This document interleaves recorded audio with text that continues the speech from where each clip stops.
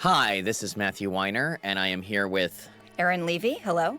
who is the writer on this episode 9 of season 5, and it is called Dark Shadows.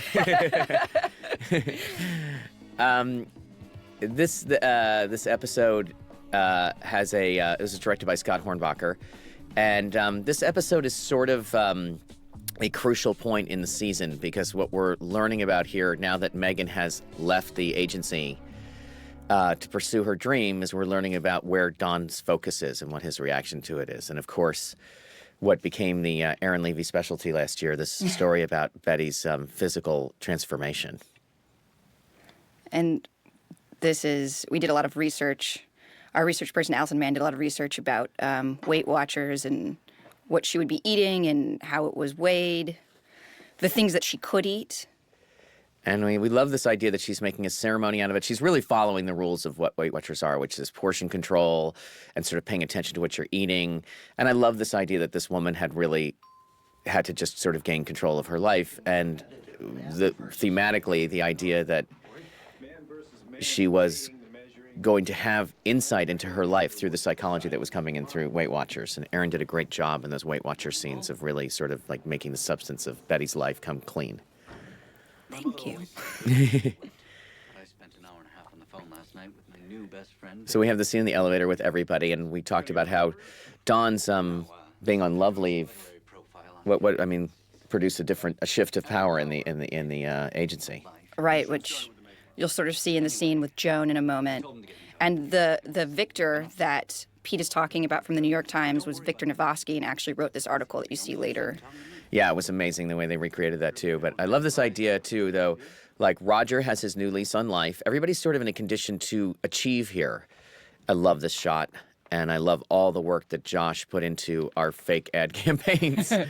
Some of them are real, but they're really of the style and of the period. And of course, great opportunity to visually tell a story here, which is that you see Ginsburg's name on everything here. And the only draper you see is Megan. Right. I forgot about that. And also that Peggy, and of course he comments about Peggy here, and of course the letter gets brought up again, the letter, the infamous Lucky Strike letter. Because it's a great piece of advertising. It is. It is. Although he really blames it for everything that's gone wrong in his life on some level professionally. But to sort of like get the flame lit under him again to work, which is what's really interesting to me about this episode, is it's sort of about craving what other people have, at least from the outside. Makes you self-conscious. And Look, JC, you golf with me, you're going to win every time. No, because I'm terrible. John Slattery is not talking to anyone actually on the phone here. That's what's so incredible, right? And those are lines written on a page, word for word. He's just like metabolizes it. So here's Cooper sort of bringing in this piece of business. And Erin, you want to talk about the derivation of this Manischewitz story? Yeah, the ad later in this episode was actually written by my uncle, Elliot Joseph, who worked in advertising in the 60s. And he did this bus ad for Manischewitz. And when I was first starting on the show, actually as a writer's assistant, I talked to him about advertising to sort of get a background on it, and he told me this ad, and I thought to myself, I gotta fit this into something one day. And so I pitched this Manischewitz story came out of me wanting to fit that ad in, and I came in and pitched it, and here it is. And he saw it, and he was pretty happy, right? Yeah. Yeah. He was he was very proud of that, and as you can tell, it's an amazing ad. He should be. Well, the thing that's kind of cool is, Erin, the writers each have to bring in 10 ideas at the beginning of the season after I tell them sort of what the ground rules are and where we are in the history and what my plan is for Dawn and the agency and thematically. And Erin brought in this story that both involved the Manischewitz thing, which involved Roger getting his soon-to-be ex-wife involved in his life as a Jewish person, which is something he had never wanted to acknowledge. We didn't even have the existence of Ginsburg yet, so he became a part of the story, which was great. We have this past with Peggy. Some of this just fits into the story, but the thing that was great was this story, of course, about Jane and about there's this emotional reality to this episode in particular to me that is about what it's like to not have. It's about how people behave with privation. On the one hand, we would talk about jealousy all the time because that was a big theme of the season. It sort of goes with success. But then you're like, what do you want to say about jealousy? You want to say that jealousy poisons the people who receive it as much as the people who have it, which is kind of a weird concept, right? Being envied is almost as destructive as being envious. And of course, this great thing of Don going into work, he obviously got nothing done, although he looks great in that shot when he's stretching. And here's a nice piece of cinema that I love, which is we're getting a little insight into Ginsberg's actual work that we haven't seen since his portfolio, since his interview. And Josh had to struggle to make these drawings look like a regular person would do them, not an advertising guy. Because you were like, Ginsberg's a writer, he's not Don. And you want to talk about that sort of that beat of the shift in the scene, about what happens there? Oh, yeah. Well, first of all, I love the fact that Don goes in to turn off the light. It's such a father thing to do. Yeah. And then he sees this folder, likes what's in it, sees a good ad in it, turns back on the light, sits down to read through his stuff. Yeah, right. So when the light goes back on, you know that Don is now at work. Yeah, interested. This is a great sort of cinematic conveyance. This, to me, is something that we knew we had to do the whole season, is get these two women in a scene together. And Betty, of course, we know she's vain. We know she's trying to physically transform herself. And how is she? She does not want to go into this place. And there was she's never seen the apartment also. Right. And I'm like, when we all saw the apartment for the first time, we were all just so impressed. Well, it's a very sexy place. It really is. and I don't remember who thought of it, but we realized that Betty going in that for the first time was really going to be affected by it. Yeah. I like to acknowledge these spaces and not just pretend like this is some TV set. This is one of the great apartments that you're ever going to see in New York City if it existed. It's incredibly decorated. I love this little thing that she has where she hits the lamp there. And of course, when Dan Bishop designed it, I wanted this little outdoor area, but I also wanted them to all have access to it. And he showed me how you could see into the bedroom from there. And immediately I was like, well, that's not going to work out well. We have to use that. We have to use that, exactly. It's like the clear story windows in the office. So here's Betty, who's at her... And Betty, a woman who has literally, we've proved it over and over in the show, measures herself by her appearance. She even said the first season that she would like to die she would rather her daughter die than grow up with a scar. And here she is facing off against someone who is younger and obviously in physically better condition. That shot just gives me the chills, the two of them there. You're like, what is Betty doing in this world? I know. And is that the first time we've actually seen them in a scene? No. We've seen them in a scene together before, haven't we? No, this is the first time. That's so there's it. that, too. Yeah. I mean, I just want to exploit it as much as possible. And she treats them like her children, and Betty has to deal with it. So this is obviously a horrible experience for Betty. And she is on her Weight Watchers thing, which is I love that when she grabs her collar. Leading to bigger sales. So here we investigate the creative process the way we do. And I love that he is alone, and we get to share with the audience that everything he says is not gold. And he's a little rusty, too, at this point. He's maybe doing this for the first time in a while.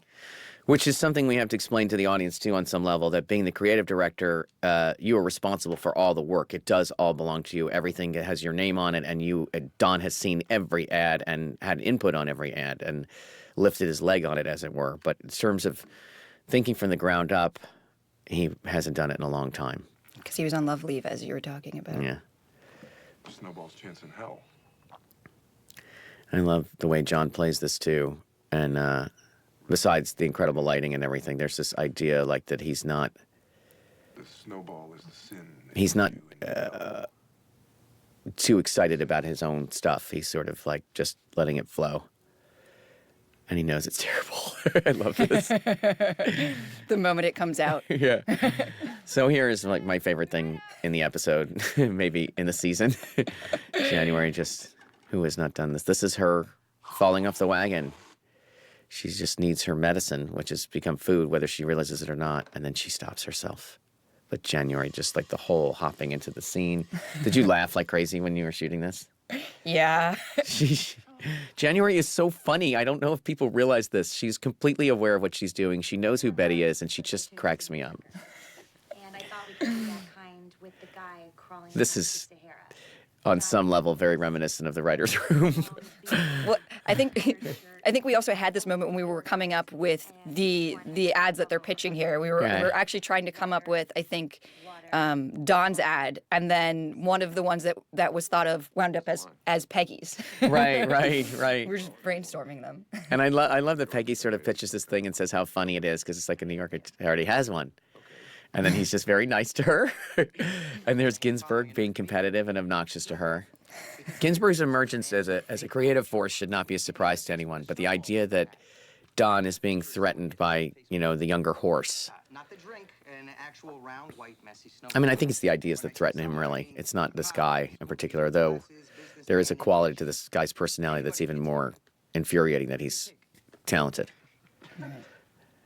I also, in the way he pitches different. I mean, he was reading off. I don't think we've ever seen anyone read off. Right. His page before. Right, yeah. So his look is different. The way everything about him is different. And I obviously have talked about this change that's happening in advertising, which has to do with the subversive nature of the humor that's coming through, and he does that. And here, this shift. Remember, originally it was like we were going to do something where he's like, I have an idea, and they were all going to go like, oh. But then there's this sort of interesting thing linguistically that he just shifts into his idea like he's been doing it all the time, and he does it all the time. And they sort of sit back, and most of them enjoy. Look at Lizzie's look there. No, it's just. They're confused at first when he starts doing it. They think he's just stating a fact. Yeah. And here's a thing that we always deal with on the show, which is like, is it a good idea or is it not a good idea? I think it's a great idea, and I think that we wanted them story-wise to be as evenly matched as possible, although one of them slightly more juvenile. And everybody laughs out loud about Ginsberg's, but Dawn's is a really good ad, and that was not really what it was about. It was about which one's Dawn's. Right. And stylistically, you can tell that they're different from one another. Right. I think this performance from the Weight Watchers leader and that these scenes are really exquisitely executed. They feel of the period, and there's a kind of understanding of physical reality that you don't get to see. I mean, it's like people being out of money on a TV show. It's sometimes not considered to be entertaining. And I remember you came in with this research about this idea of like I'm eating to avoid facing my problems. I'm eating to deal with my stresses. And there was a big debate in the room about whether or not like that kind of psychological awareness would be appropriate for the period. Because, I don't think that people think that all of our emotions are completely contemporary. There are things that are different. But this is, as you said, I mean, completely of the period. Right. And we found articles from the time about the woman who started Weight Watchers, who was a housewife and had gained some weight, and she started this program that worked for her and wound up her husband wound up quitting his job, and they ran Weight Watchers together. She wound up being the breadwinner in her family, but I think she even was talking about But the social, and the social psychological component. I am a lifetime member of Weight Watchers. I was interested and I loved seeing it come up. I know that they had wanted to be involved in the show in a commercial way, like either as an integration or product placement or something. They did not do that because when you enter into a bargain like that, you can't really say what you want to say. All of a sudden, they have a say over how you present them and so forth. But we tried to get it accurate, and I love that. You can see how meaningful it is to her. She just literally had the closest. I mean, forget about her horrible psychiatrist. That's like her first. There's a self-consciousness there that's very positive that you can see. Like this is going to cure her. Yeah, and she uses her Weight Watchers knowledge later to kind of give Henry advice. Right. And it is a psychological thing, and you could find that in those ads. People talking about that, they were aware. Right. I'm eating my feelings seems very modern, but it's not. It's from that. So here we have Megan trashing her friend's performance, and again, we set up this situation. And this woman now doesn't work, lives in this apartment, has that husband, and we're all like, how can we not pretend? How can we pretend that that's not happening? And so her telling her friend Julia telling Megan, you're really rich and you don't have to work and you don't do anything. Piece of crap. I would. I wish I was in your life. And Megan's saying, I wish I had an acting job or an audition. I'm sorry. I'm nervous. And all Julia really wants to say is, I wish I had that shirt with the leather placket. That's all. Look at that. That's insane. I've gotta go. I've got a shift. Of course, and this is all set around Thanksgiving. So there is like, right, this is this moment where you're supposed to express your gratitude, which, What should I bring for Thanksgiving? what a phony. Love it. I like how Jessica always lets the unpleasant emotions be seen. She's not a phony. She kind of can't hide it. I like to connect the dots.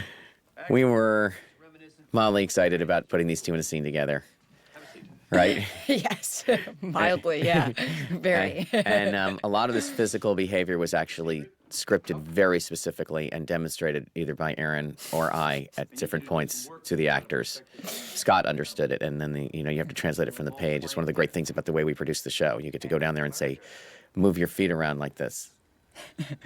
You're not going to dinner. What I need from you is a couple of ideas for something called Monarch wine. The brand is Manischewitz. And of course, Roger's. Assume that I'm Jewish. Stop talking. Roger has picked this guy because he's Jewish. Yes. And there was a decision at a certain point, too, to stop mentioning that, right? That Ginsburg wouldn't think it and that Roger wouldn't say it either.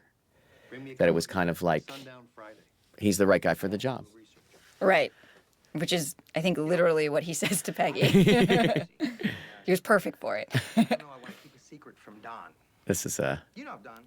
I think, was this Victor Levin's joke? Tall guy, short temper. I love that. You can come up with them all over again. I love the way Ben sounds like a New Yorker, too, which makes me happy. When a man hates another man, very, very much.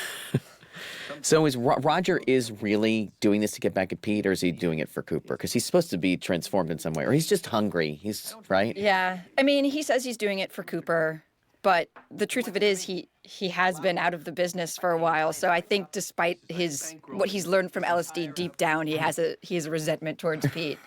He's trying to be enlightened. And this is a payoff to the idea of the fact. I mean, what really pays off in episode 11, but that he has been, his only way to get into the business is money out of his pocket. Bankrolling the entire outfit. Yeah. This scene, I was kind of on the fence about, like, why was this in the show? And then it was one of these things that people reacted so strongly to. I'm out of touch sometimes about the pleasant moments. They're nice to see with Betty. Yeah, they are. Because, I mean, she can be painted as a terrible mother and not a good wife, but there are some very good parts about her. I love the way we wrote this thing in January just to execute it perfectly. Her just licking her finger after she touches the steak. She's so hungry. You know she's hungry. She's trying so hard to be good about eating, to be a good wife. And he really confides in her. Yeah. And Which we never saw Don do. no. It's a completely different relationship. That's the other thing about this scene. What? Does Lindsay want someone else for the campaign? And I love how informed she is. She knows about what he's been doing, and you know how the candidates are always saying, like, I refuse to run. All of a sudden, I'm not saying whether I'm going to run, and then he says he's going to run. And this was really going on. We don't know if Lindsay actually had some big moment, but we read and learned that Lindsay was going to hold off till 1972 to run. And I also loved hearing 1972 in the show. It seemed very Foreign. I don't know. Foreign, yeah. I mean, I know to a lot of the audience, age-wise or otherwise, that all of these years sound like that. But 1972, I remember fairly clearly. Even though I was 7, it's like a year that I remember, and I can't imagine these people in it. Right. Well, that's the thing. Like, even like the 70s at all, Yeah, it seems very different. and they think it's all gonna be the same. They have no idea. Right. But I love that also that she has this true growth from some kind of self-realization about how she behaves with food. Mm-hmm. And this is so cute. Can I count it as And this is the scene where it really comes through too, because as I said before, she's using what she learned in Weight Watchers to help him. Right. And this behavior here is part of what January's research too, which is that you're supposed to really chew the food and savor it in each bite. Hello? Hello? Instant story. I have to say too, this is so beautiful, her apartment there too. That you would always be there for me. Stop telling me. And I love this idea that Roger has been sort of gaslighting her about her the conversation they had that night on LSD. And I have a very painful taking some extremely important clients to dinner. And their negotiation here is, Why don't you ask Joni? you can see that they know each other. Professional something. Because they're dying to meet you. I think the audience was surprised. I mean, you came in with the story that Jane actually did have those strong feelings for him and was kind of bummed that it hadn't worked I out. want you to buy me a new apartment.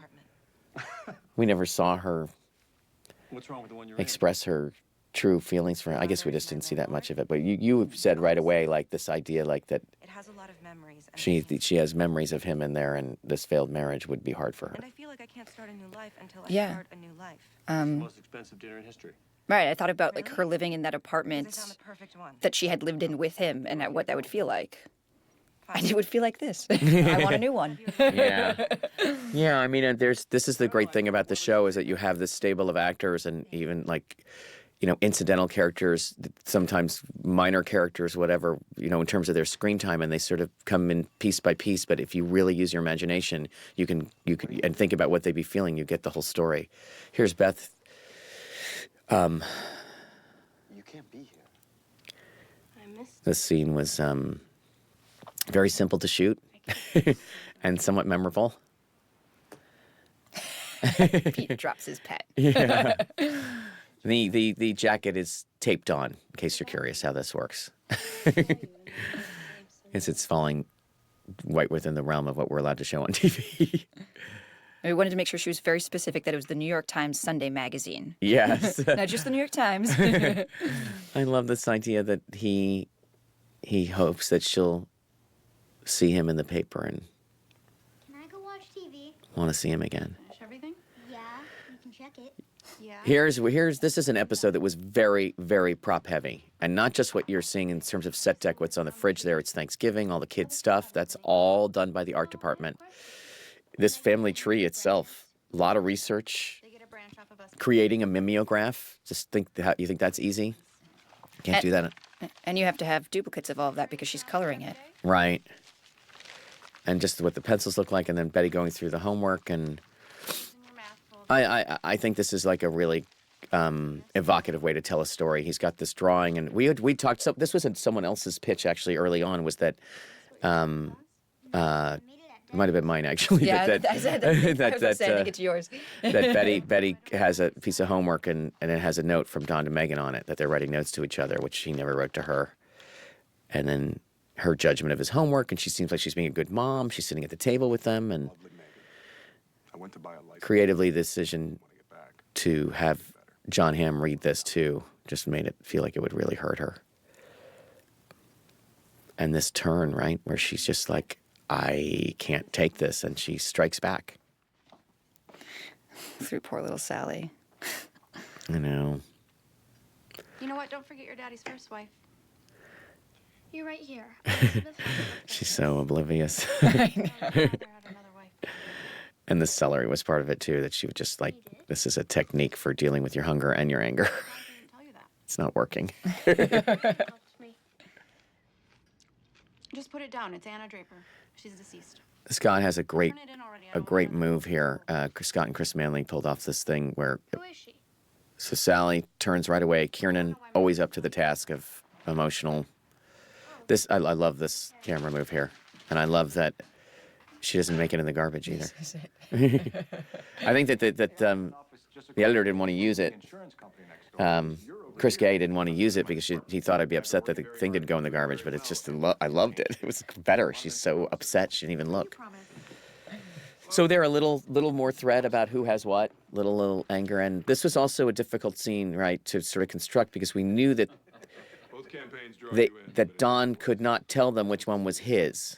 Harry rolls it out. And why would he? You wonder who's going to get hit next. That's great. And this is the way it works in the agency. They present both the pieces.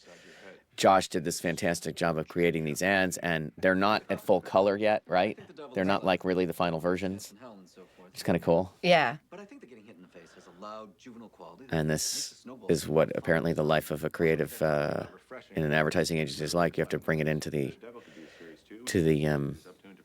account guys and let them Figure it out. And I think there was also, I believe Josh told us that you wouldn't say who did which ad, because then if they knew one of them was Don's, or they'd be more likely Right. to say Don because they don't want to upset him. So for all they know, actually Peggy has ad in there. They don't Right. know who has what. and they both say thank you at the same Yeah. time. But they When they're like really just saying it to Don because all of it's Don's work. I just love the idea that he has been in an objective contest and lost. Right. Lost for what they think the client will want. Sally? There's a great ad lib by Baby Jean coming up. Come on, let's go. There it is. See, people do ad lib on Mad Men. There was no shortage of input from the room, from Erin, from anybody about what was going through this teenage girl's mind, this burgeoning teenager's mind with her stepmother, who she really feels is her friend. You acted like you were. I think it's nice too that when you see her with Betty, she's just sort of confused, and it's obviously been simmering, and now she takes it out. Now the anger burst out with Megan. It's really true. You were my friend. It's really true. Who told you about her? And she's Someone who doesn't. channeling Betty Draper. Someone who didn't just pretend to care about my school project. She lives in a world where the things are the most important to her. My place to go. Not only did you lie to me, but you don't really care about my family tree. Fine. Just keep digging yourself deeper. That feels very imitative of adult behavior. And remember, we kept talking about like, what can Megan do here that is cool? What is the cool response? And then the great thing about the show is we can sort of defer to what the emotional response would be, even if it's, Don lies to her when he's confronted with it, but it seems like the right thing to do. And honestly, someone has to say, they all know Betty told her this. There's no other way for her to know. And they all kind of I say, don't want to. and you Megan know turfs if it to I him, ask, and I mean it. but she does lie here. Are you going to make yourself cry? Well, she has to turf it to Don. Right. Friend, you know. She really has no choice in this situation. I love that Sally has this power to hurt Megan's feelings too, Yeah. which she abuses. Steckler. May I? Lost full pound. So there's Betty dealing with her friend who's having a better week than her, and it's more envy, Good. trying not to let it destroy her. You know maintaining is better than gaining. This was a term they used that I read in an article.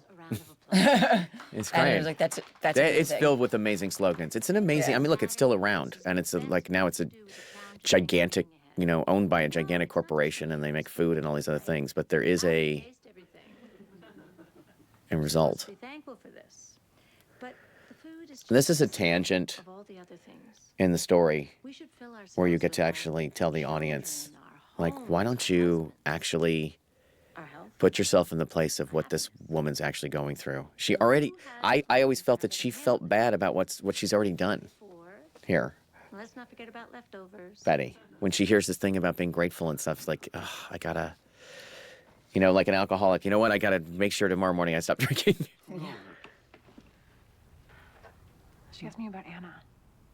We'll talk about this confrontation and Sally down the hall. Could you talk about this a little? Okay. Handled the situation as best I could. Told you to say anything. That you say the word Anna and it's already an explosive bomb to Dawn. And we thought, well, Sally would come to the door and listen the moment she heard raised voices. Yeah, and what am I supposed to say to Sally? Nothing. I promised her I wouldn't tell And it's how she knows the truth. She did try and hurt them. She did stick her finger into it. You think this is an accident? If you call her, you're giving her exactly what she wanted. The thrill of having poisoned us from 50 miles away. And That's then- sort of the theme of Right. the episode for that story is someone else's envy intruding on your life. Right. And Megan has the presence of mind to see it. And I think that there's a dynamic here that's sort of continues to surprise the audience as the season goes on, of this woman standing up to him. Has he changed his temperament? It's a very interesting dynamic that you haven't seen with him, and I don't think you expected it from Megan. Right. She is eating. There's a lot of food in this episode, of course. Hey, Classical music. She's working. And this was something that sort of got trimmed down from the original concept. Peggy was revealed more of her envy and like irritation. And I love that she just kind of sits on it now, and he just keeps bragging and bragging and bragging, and even asks her to help him. Yeah. And she doesn't really reveal her irritation until she talks to Roger. Right. And I'm grateful. Well, just so you know, Right. he's not More gonna of the do envy anything. here. Yeah. He already did. Maybe I'll throw some of it your way if you tell me what you think. I don't care. And by the way, there's a healthy competition between writers. It's not all that's ugly. He's just so oblivious to the idea that might bother her. Right. She's completely oblivious. She left a little note, because we know she does that. It's got a heart on it. It's pink. Yeah. Article came out, we're not mentioned. And here is... The usual assholes. Compares them to philosophers. What he's Good. holding is a reproduction of the real article. Page 52. Yeah. And they compared the big creative directors to philosophers. It was like Socrates, and Yeah. they put their photos next to them. And the pictures are great. We see one of them. Here's what's amazing is that is the actual reproduction of the New York Times Sunday magazine that Ellen did. It was really, really hard to do. The New York Times has been very generous in their allowing us to access their original copies of things, because these are paper. They just disappear. The weirdest thing to me is huge. It was a huge magazine, and it's got like all these ads in it. Like so much advertising. It's like 60% ads. It's nothing like it is now. Boys, back to your room. Of course, we had to have Don lose his temper to the point that they would come out and then let them have this confrontation, which is visually reminiscent of the confrontation between You do, but you thought it'd be better to ask. She wasn't supposed to say Betty and Megan. What she's supposed to do exactly. not lie again. You were very big on like this being a shift in the way that they talk to each other. I do remember this in the draft. It was like Sally's going to talk to him like an adult, and he's going to not go ape on her. Well, then you should realize that your mother doesn't Well, care about she says it a lot throughout this episode. She's not a little girl. Right. She's trying to explain to them, like, I'm becoming a grown-up, and you're still treating me like I'm a child. she was a friend. And she was just, All about her, but you know what? Betty wouldn't have given that piece of information to Bobby. So in some way, Right. she is more grown up. Yes. The one who called you Dick? And I love this thing too, where he says to her, I'm going to tell you the whole truth, and then just gives her a big lie. Yeah. Because of a law. That when you grow up, you're going to be like, what law? And I love that this is a little piece of period history to me when he tells her to go hang up the phone. This is not even an issue anymore in our homes. We have wireless phones. We take them wherever they go. And then he, at the end, looks at the newspaper again, which apparently he didn't care about. Right. Oh, we know very it bothered small. him. Yeah, they Yeah. went after each other right away. And of course, their envy of these other agencies. Like, how do they not end up in there? And Great. you know, And I kept it a secret, which is more than I can say for Ginsburg. It's Manischewitz. He was perfect for it. he just, Sick of hearing people think that way. I'm not an airplane either. I can write for anything. You know, in the old That was a line you fished, and I love it. I'm not an airplane. there's something about Mohawk that always makes me smile. And them having that airline, and Mohawk was a notoriously low-end airline. It's every man for himself. This is sort of what the season was about. It's like they're becoming separate in their success. The agency's doing great. Here's the finished artwork. And you know, Don's rationale, I don't want to present two ideas, it does fit with his policy. How great is this? The way Scott did this. I love that. Go shooting outside. It really feels like you're in New York. They're in their winter coats. And we were just fighting very hard, even when we were breaking the story, to make sure that we knew that we saw that stuff sitting on the seat of the cab. Yeah. Because you can't exactly throw it in a garbage pail. It's huge. Right. That was Mrs. plus on your family tree. And I love that Tell me more.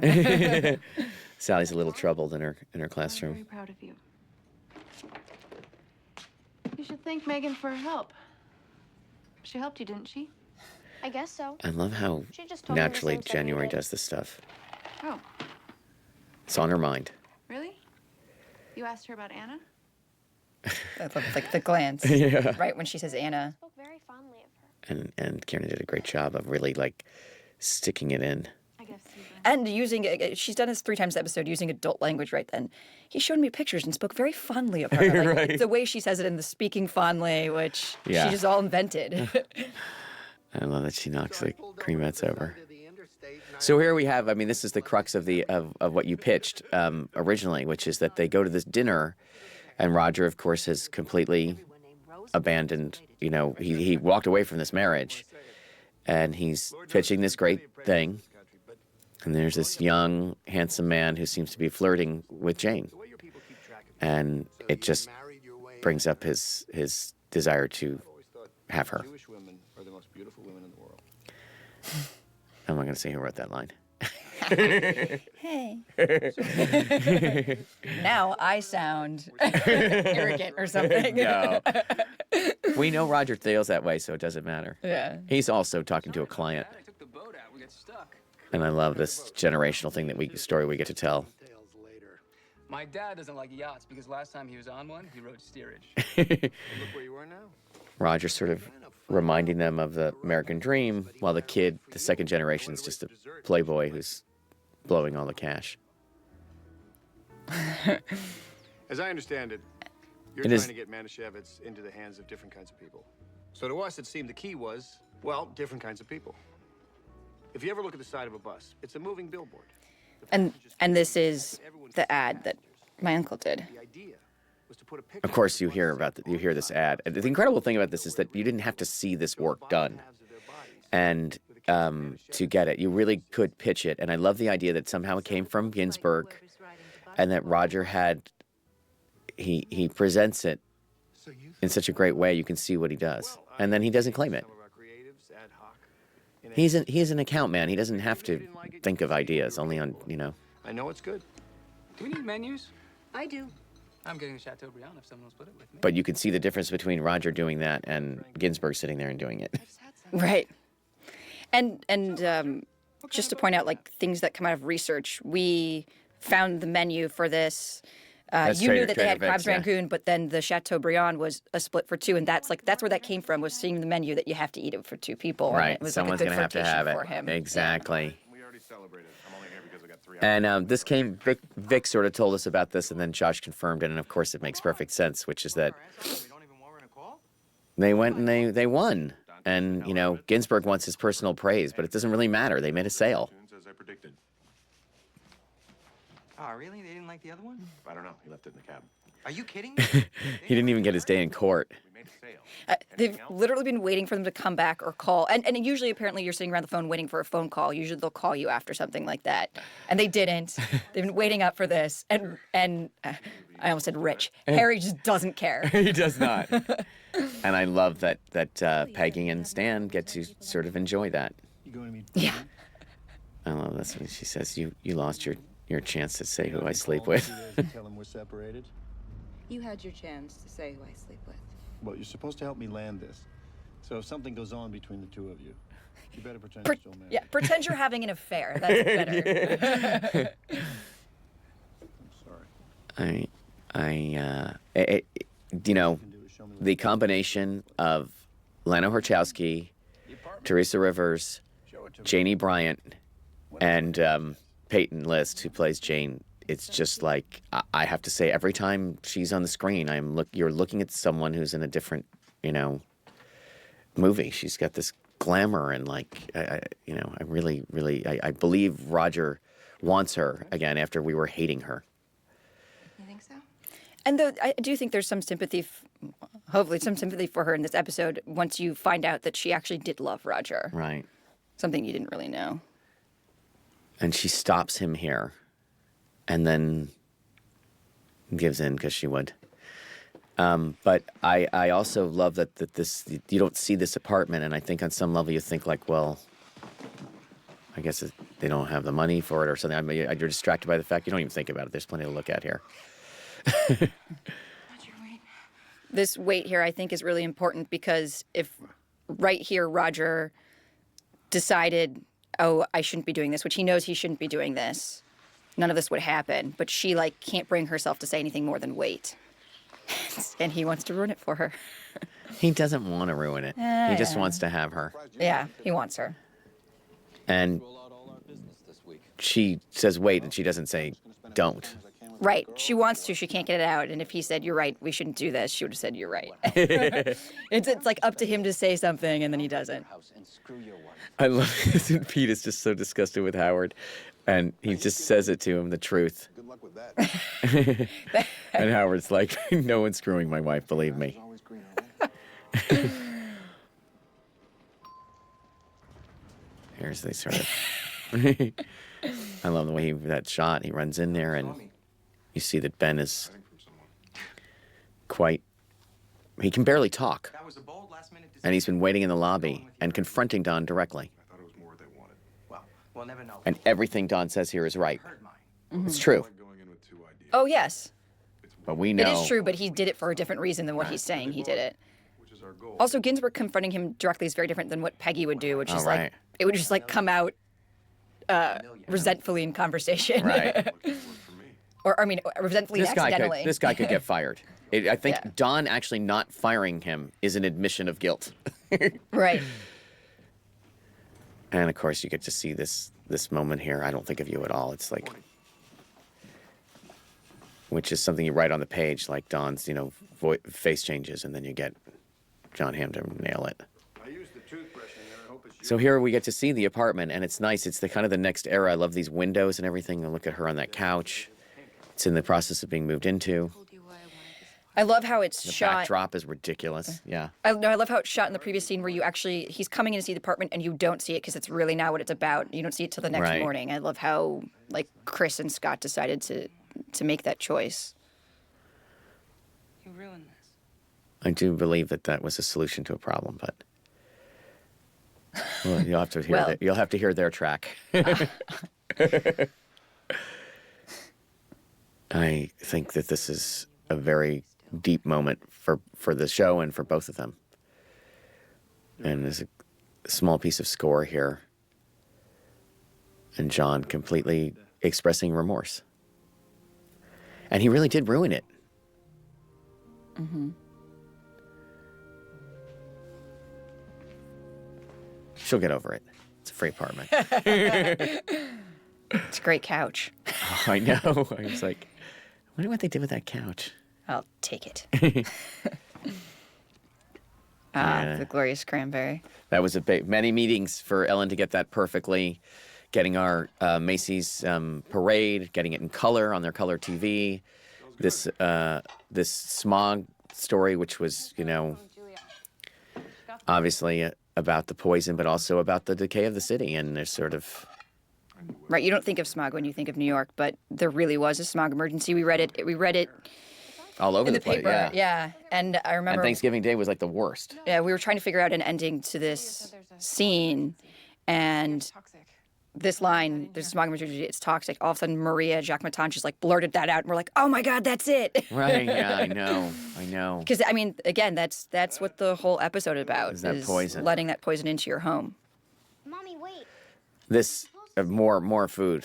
Ellen again outdid herself. Ellen Freund. The glasses, everything, the turkey, it's perfect. And I'm like, Bobby, she's hungry.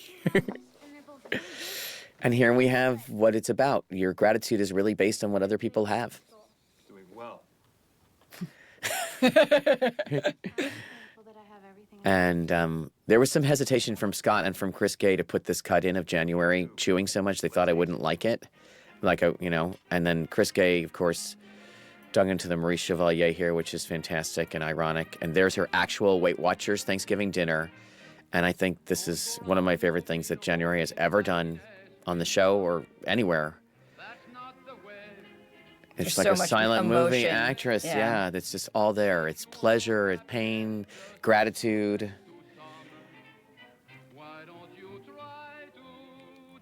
Ugh.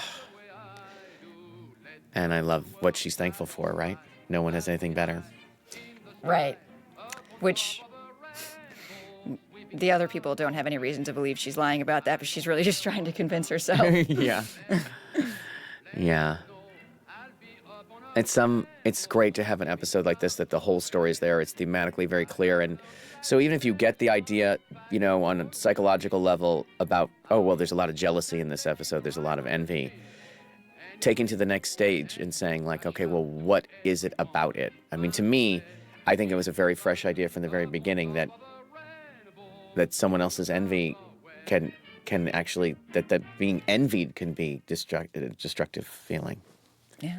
I mean, you did a great job. So did you. Thanks, Erin. Thank you.